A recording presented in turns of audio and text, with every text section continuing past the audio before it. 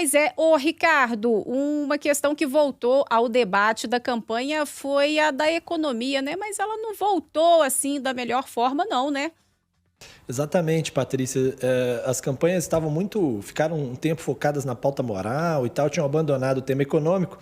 E agora, nessa reta final, os programas eleitorais, as peças que estão sendo apresentadas, falam muito de economia, mas de uma maneira, e muitas vezes, utilizando-se de notícias falsas, né? Notícias que não são exatamente como estão sendo colocadas. Então, de certa forma, a discussão econômica voltou para a pauta, mas não naquilo que efetivamente está proposto aí pelos candidatos, até porque os planos de governo são muito genéricos, né?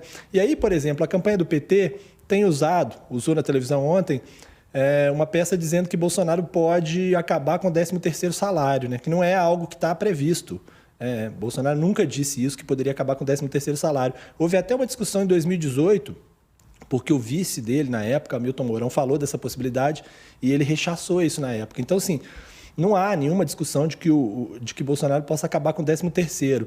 Assim como a discussão sobre redução de desvinculação, né, do salário mínimo, a desindexação do aumento do salário mínimo e da aposentadoria, da inflação, também está sendo colocado de uma forma um pouco torta, né? Porque, de fato, há um plano colocado, o próprio ministro Paulo Guedes confirmou que há um plano, depois disse que isso não seria para redução do reajuste do salário mínimo, mas da forma com que é colocada, é como se já tivesse sido anunciado pelo governo algo nesse sentido, né? E também não é verdade, né? E do outro lado, a campanha de Bolsonaro, que também gasta uma parte do tempo para se defender dessas coisas que foram colocadas pelo PT, diz que Lula pretende acabar com o Simples Nacional, que é uma coisa que mexe muito com o microempreendedor e que também não está na pauta de Lula. Em momento nenhum se fala, pelo contrário, o programa reforça, inclusive, o Simples. Então, também não é verdade isso que é colocado na campanha de Bolsonaro, né? Assim como também ele pega na campanha eleitoral uma pessoa da Petrobras,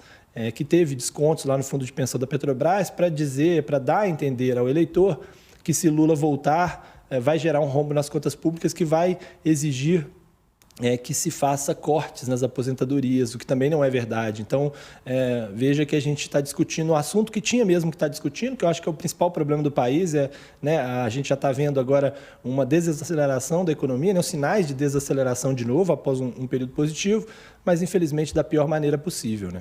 É uma pena esse tema estar sendo colocado dessa forma, porque mexe com o dia a dia das pessoas e, ao mesmo tempo, parece um tema muito distante, né? Se falar em questões econômicas para o eleitor, planos econômicos ou o viés da economia, isso pode parecer muito distante, mas é aquilo que vai mexer com o dia a dia do cidadão brasileiro, e ser colocado dessa forma é muito ruim na campanha. Agora, Ricardo, o Supremo Tribunal Federal formou maioria para manter os poderes do TSE, poder de polícia, no combate às notícias falsas.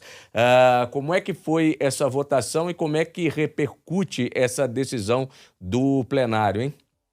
Isso, o Supremo teve que se debruçar sobre o assunto porque o Procurador-Geral da República, Augusto Aras, discordou da decisão do TSE lá atrás e questionou no Supremo Tribunal Federal, dizendo que havia poder em excesso no TSE, que poderia haver riscos à liberdade de expressão das pessoas e tal.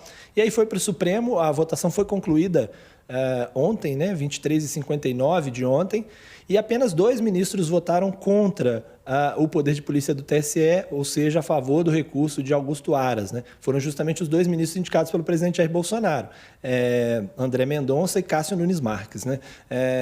O fato é que nos argumentos dos ministros que votaram para referendar esse poder de polícia, está colocado de que, olha, a gente precisa de agilidade para tirar notícias falsas, tirar perfis, não adianta você tirar um link se essa decisão não valer para todos os links iguais, que essa é a discussão do TSE, e por isso a maioria foi na linha de que é preciso mesmo dar esse poder de polícia, que já vem sendo utilizado, inclusive nessas questões que eu disse, que eu falei aí sobre economia, algumas delas já comportaram decisões, né? Inclusive algumas favoráveis ao presidente Jair Bolsonaro, ainda que ele se diga contra esse poder de polícia, né?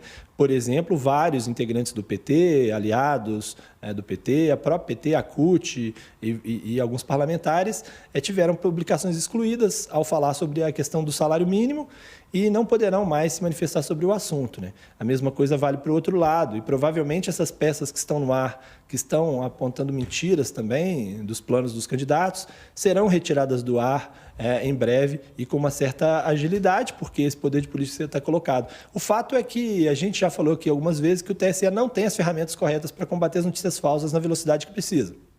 Uma solução que foi colocada foi essa, de dar essa agilidade para o TSE, embora eu não ache também que é o tipo de coisa que você deva mudar durante a campanha, né? Eu acho que era uma coisa que tinha que estar definida antes e acho que, passada a eleição, é preciso discutir ferramentas e maneiras de se tratar melhor essa questão, né? Tá certo, essa foi a análise de Ricardo Correia, direto de Brasília.